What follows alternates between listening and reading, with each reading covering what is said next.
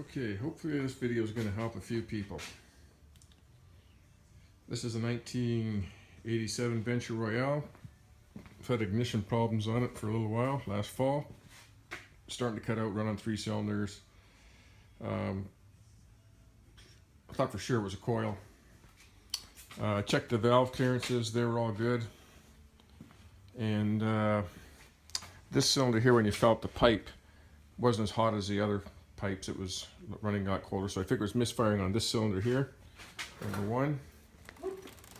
And so what I did is I reached inside here and I was able to swap the 2 leads, the 2 yellow wires from this cylinder to the back cylinder over here to see if the spark would switch when I switched the wires. If that was the case, and I had no spark back here all of a sudden, then I know I had a bad coil. It didn't work that way though. So I didn't have bad. I still had no spark there. So I thought, oh my God, it's a box, CDI box. So I got a used CDI box, I think for 30-40 bucks at a motorcycle scrapyard here. Put it in, same problem. And so to pull the coils out, you got to pull the whole fairing, everything all off. I mean, I got everything all apart here. The whole bike's damaged anyways. But here's what I found. I don't think I need a coil, and I don't think I need a CDI box. So I'll show you what I'm doing. Okay, put that there. Show you what I'm doing here.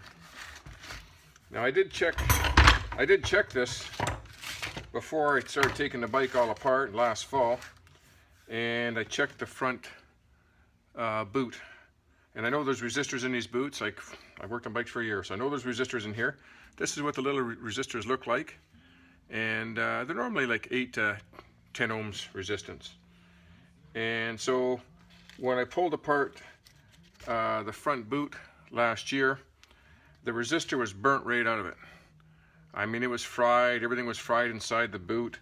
And so what I did is I just made one out of a finishing nail at the time. Usually I use a piece of brass, a little brass rod, cut it off. And in racing bikes, that's all they use. The first thing they do is they take the resistors out of the plugs, the Hondas, Kawasaki's, Suzuki's, everything, Yamahas, and they put little brass pieces in there the same length as the resistor, and you get a lot better spark, one less thing to fail. And so I checked that, and I made this one for last fall. Thought I had spark on there. I switched the wires, then when I switched the leads over, I didn't get spark again. It didn't think to come to my head here that I had more than one of these resistors fucked up. And here's what I found.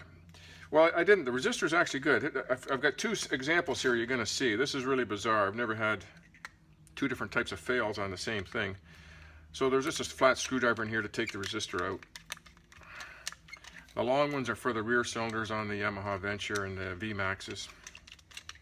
So that bike's 30 years old this year, 1987. So things are starting to go on it. So I popped this out. That's a little brass connector. It's good. There's the resistor there. I measure the resistance in the resistor. I check this. Well, what I did first is I made these little brass ones, and I stuck it back in here, screwed it all back together. I still had no resistance. I wasn't getting continuity at all. So then I took it apart and I checked the resistance on the resistor. You're going to have to do all these checks too. If you figure you got an engine misfire, this is what's going on. See, then again, 8.7 ohms. That's perfect. Between 8 and 10, that's perfect. And they're all measuring that. They're all right in there in that same range. I don't know if you can see that there. That's 10 ohms there. Might be a little bit of my finger, getting a little bit of resistance in my finger there as well too.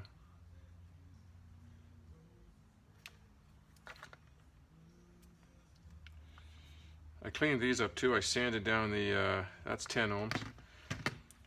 Just took a little piece of sandpaper, sanded these up. Make sure I'm getting a good contact there. I put it all back together.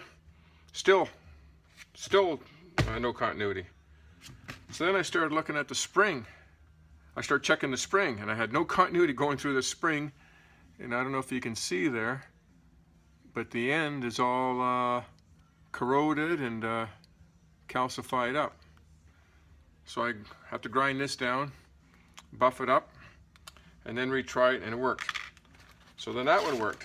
That's the one type of problem you could have, not the resistor, the spring. Make sure you check the spring.